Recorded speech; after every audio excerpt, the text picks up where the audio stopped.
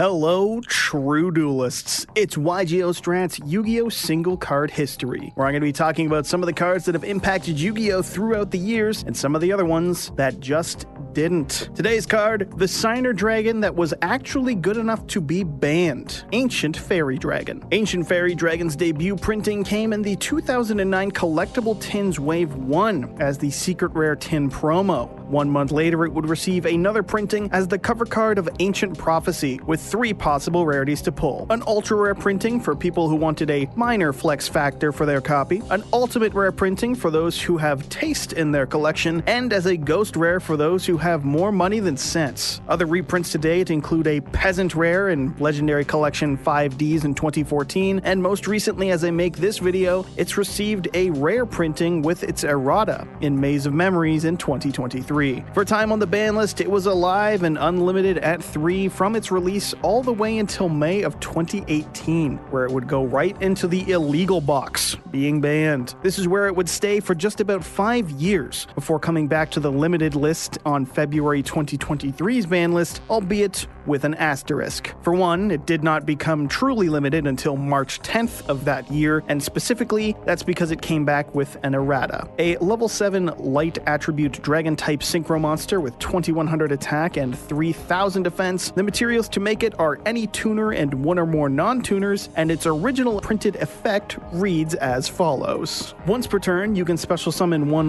level 4 or lower monster from your hand. You cannot conduct your battle phase the turn you activate this effect. Once per turn, you can destroy as many field spells on the field as possible, and if you do, gain 1000 life points, then you can add 1 field spell from your deck to your hand. I like Ancient Fairy Dragon because its effect at first glance isn't anything too crazy, but in practice, it's good enough to have been banned in both the OCG and the TCG, thanks in no small part to how good field spells have become over the years. In terms of competitive use, AFD saw sporadic play on release, not making nearly as much impact as other Signer Dragons at the time. Stardust Dragon protected boards, Black Rose Dragon could wipe boards, and even Red Dragon Archfiend could be useful at one point in time as just a big old dirty beater. And there are plenty of decks from 2009 that did play it. Twilight decks, or to put it in the lame-ass standard naming for decks, Chaos Lightsworn decks played it, and some zombie decks played it as well. A big part of the issue for playing it at the time was that level 7 was a bit of an odd level to make. Even leveled synchros like Goyo Guardian or Stardust Dragon were more often immediately impactful on a duel, and as such, even leveled tuners were somewhat preferred. Odd leveled synchro monsters were a little more hit and miss, more often as flex spots than anything else. Black Rose Dragon and Ally of Justice Catastor were kind of exceptions to this, but a deck focusing on the even leveled synchros tend to be more reliably strong than ones focusing on the odd, or at least that's the gist of it that I felt playing it at the time. It did see more play as time went on though, initially in decks like Quick Draw Dandy Warrior, Synchro Toolbox type decks, where in the worst of cases it was just a wall, or as time went on it could even be used for synchro climbing, abusing the summon from hand to get out a level 1 tuner like Spore or Glow Up Bulb if drawn to help make a level 8, and being one of the few monsters summonable off of Debris Dragon, reviving any level 3 monster in meta threats such as Tengu Plant. And as Tengu Plant became one of the best decks of its meta, this card finally started to see actual play, which I always find funny to look back at because I swear I didn't gaslight myself on this one. AFD was seen as being only marginally better than Black-Winged Dragon back in the day as one of the worst Signer Dragons, which is something that went from true to, oh no, never mind, it's a level 7 dragon, so it's actually good, in exactly September of 2013, because with the baby rulers banned, dragon rulers had to find something else to play, and the common text of choice wound up being some amount of the Dragunity package, and whether that meant a larger Dragunity engine, including Dux and Phalanx, or just Dragon Ravine itself, dragon ruler decks all started to play Dragon Ravine, a field spell that served as a dragon-exclusive Foolish Burial for a deck that at the time was known for using its graveyard as a second hand.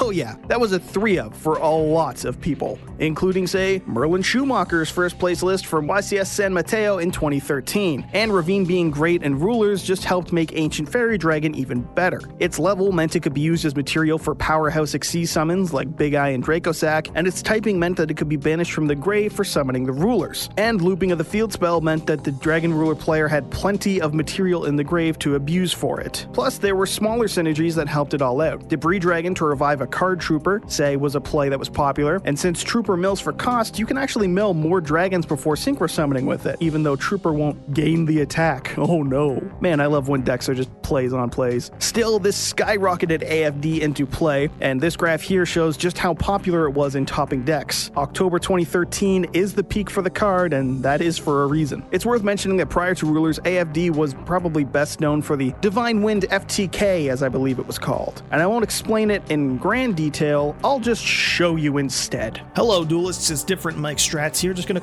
quickly, quote unquote, show off the Divine Wind Mist Valley FTK. It's really simple, just be playing in 2013 when 3 copies of the Mist Valley are legal, and open this 2-card combo and don't be interrupted at all. It's as easy as that, and then you get punched in the face by the opponent at locals. It's Yu-Gi-Oh! In 2013, baby, that's what it's about. So, started off strong, you activate a copy of your Divine Wind Mist Valley, and you summon a copy of Harpy Dancer. This will of course allow you to activate your Harpy Dancer, which will return itself to hand, summon it again, and will proc your Mist Valley, which will allow you to summon out a Blast Fan from the deck. Blast Fan effect triggers on special summon, adding a copy of Birdman from deck to hand, which can then return Blast Fan to the hand to summon itself out as a lovely level 3 tuner. This can then be synced with your Harpy Dancer for a copy of the one and only, the topic of the video, Ancient Fairy Dragon. We then activate Ancient Fairy Dragon's effect, we'll gain some life points, blow up Divine Wind, add another copy of it, activate its effect to summon out our Blast Fan from hand, which will trigger summoning another Birdman. And by summoning, I mean searching, because then we're going to bounce that same Blast Fan to hand again.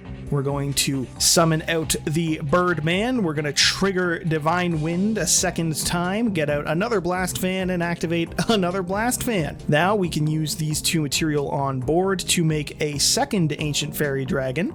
This will allow us to again blow it up, gain some life points, and add the 3rd copy of the field spell. Activating it again, can you guess what we're going to do?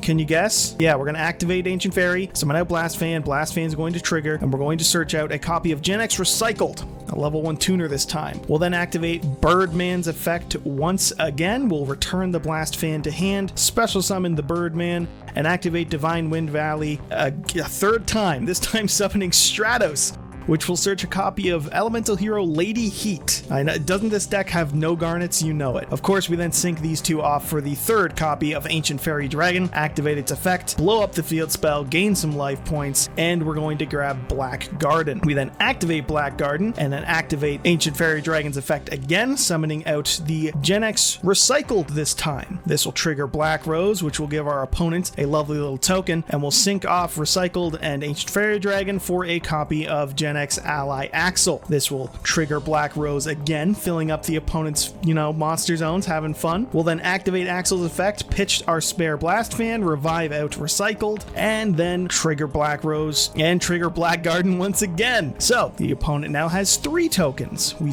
then overlay 2 Ancient Fairy Dragons for Galaxy Tomahawk, triggering our Black Garden a 4th time, and we're going to activate Tomahawk's effect. I'm giving them the token first, but this will trigger Black Garden the 5th time.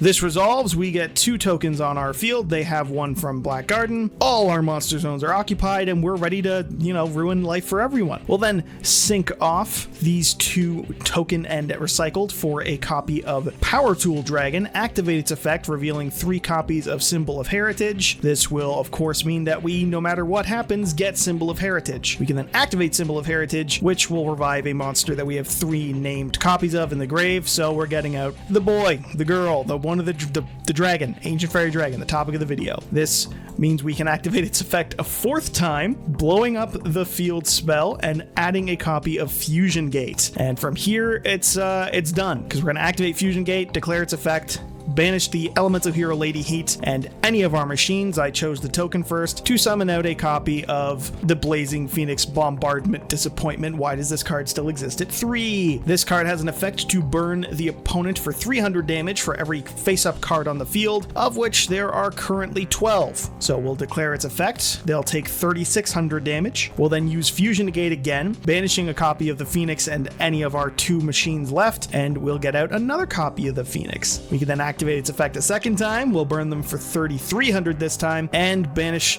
the Phoenix and another machine, and we'll number 3, burn them for 3k, and they're dead. At this point, we have inflicted 9,900 points of damage to them. So cool. Isn't this fun? Isn't this fun? Love game. Yeah, that was AFD's claim to fame prior to Dragon Rulers. This FTK was slaughtered on the September 2013 ban list though, so thankfully we never had to worry about FTKs ever again, and Konami was smart enough to kill the FTK by banning the bird. Why the fuck are birds all evil in Yu-Gi-Oh? It's not just in Yu-Gi-Oh though, birds are evil everywhere, and you know in your heart that this is true. After banning Dragon Ravine and limiting all the rulers though, this card fell out of play a bit once again. It shows up in some odd decks, like in Cosmo builds, funnily enough, which makes sense. Cosmo Town is a great field spell, and AFD procs its search effect while getting another copy of the card, and since none of its effects have a hard once per turn, it's pretty reliable to get more of it. Cosmo also has an in-deck level 4, and Emergency Teleport could be used to summon Ghost Ogre for easy access to the Synchro in the worst of cases. It also shows up in some random decks like Dark Synchro purely for the extending of plays by using its effect to summon from the hand, and when it summons stuff from its hand, that stuff was inevitably used to help rip cards out of the opponent's hand, because Dark Synchro was a hand rip deck and one the community loved dearly. No one ever complained about that deck at all. Smiley face. See right there in the script, there's a smiley face. Real. The next deck that would really abuse this card would actually be ABC. Even in early builds that would just play one of the Ghost Girls, it was a staple, because if summoned, it could get you access to another copy of Union Hanger, this deck's Rhoda, and Extender all wrapped into one field spell. For that alone, it was worth a slot in the deck. But as the deck would go on to evolve, it would even throw in copies of Dragon Ravine and Destrudo just to get access to AFD to access Union Hanger more consistently. It was a very solid and key piece to the deck, and when it got banned, it was one of like 12 cards that ABC players will tell you was a hit to their deck, which is as appropriate as me saying that Hulk was a hit to my Mermail deck. Fun fact, you playing a good card and that card getting hit does not mean that your deck has been hit directly. Do not at me. I won't respond. Still, it wasn't banned yet at this time, and right after it found its reliable home in ABC, it wound up seeing play in Spiral. Spiral Resort is generally known as one of the best field spells in the entirety of the game, able to protect all your Spiral monsters from being targeted, and on top of being able to search a Spiral monster once per turn, just as an ignition effect. Just search things. Just use things to search things, and fuck it, have a tier 0 format right after a tier 0. Who cares? It's Yu-Gi-Oh! We're just doing things. And doing things Spiral did, because that deck went from a joke deck alongside Subterror to being the deck of the format with the release of Link Summoning, and especially thanks to Double Helix, a piece of support so strong that you'd swear it was fan-made. In its heyday, Spiral didn't need AFD to go off, but if a play came about that allowed for it, the lack of a hard once per turn meant that you could get 2 searches, and AFD could summon whatever you searched out from your hand to make more Link plays, which means it was abused when it needed to be. It was at this time that it would be banned, thanks to its interactions with Destrudo and Dragon Ravine from what I can tell. Ravine being able to send Destrudo, and Destrudo being able to turn any level 6 or lower monster into any level 7 Synchro, meant that any deck playing field spells could abuse this engine for even easier access to their field spells. And with Terraforming having been limited, as well as field spells only really having gotten stronger, it meant that AFD had gone from an ugly snake of a Signer Dragon to the one to play to get access to whatever field spell you'd like. I believe Konami wasn't a fan of that, and the card's lack of a hard once per turn anywhere, and ability to tutor any field spell into any field spell, including a second copy of itself, was evidently enough of a concern to get this card the axe. Which makes sense, because the number of tools that have made it easier to summon have only gotten stronger and stronger since this card came out. Or that's my take on it, but I do wonder if that was Konami's actual take, because the errata does not stop it from doing exactly what it was doing before, except that it can't search the same field spell it destroyed. Well, there's a few changes. The errata reads, during your main phase, you can special summon 1 level 4 or lower monster from your hand. You cannot conduct your battle phase the turn you activate this effect. During your main phase, you can destroy as many cards in the field zones as possible, minimum 1, and if you do, gain 1,000 life points. Then you can add 1 field spell with a different name from the destroyed cards from your deck to your hand. You can only use each effect of Ancient Fairy Dragon once per turn, which which stops FTKs and the like from being played, as they have been in the past. But this is still very abusable, and with Destrudo at 3 alongside Ravine, as I'm making this video, I'm sure it's going to be a little bit wild for a little bit. The doors are open for combo potential in both searching field spells and even better in going first with the ability to summon from the hand, because there's no downside to not getting a battle phase when you don't have a battle phase. I could be wrong. Maybe it'll end up being mid at best, and the game has grown past it. But if I were to guess, I'd tell you something is going to be able to abuse this card in the future, and probably sooner than later. Field spells are nutty these days. Or maybe I'm wrong and you can tell me about it in the comments. Go ahead, do your thing. But if you ask me, this card is still an insanely good one. Overall, Ancient Fairy Dragon is a hell of a card, going from the worst Signer Dragon to becoming the only one to have ever been banned, and there's one that serves as an extra deck board wipe on command, so that really is saying something. Its ability to serve as an extender and get access to any field spell in the game has earned it a home in countless decks throughout the years, from combo strategies to FTKs alike. And with the minimal impact errata that it's received, I'd tell you can get set to add some consistency to your plays in the near future, and I can't wait to be one of the ones abusing those plays myself. It's just a shame it's so fucking ugly. And so, that's our look at Yu-Gi-Oh! Single card history, Ancient Fairy Dragon. Stay tuned for our next video, and feel free to suggest some cards to review or what type of video you'd like to see. Don't forget to like, and as always, subscribe to YGO Strats to impress your smoking Italian wife, and so that you too can be a true duelist.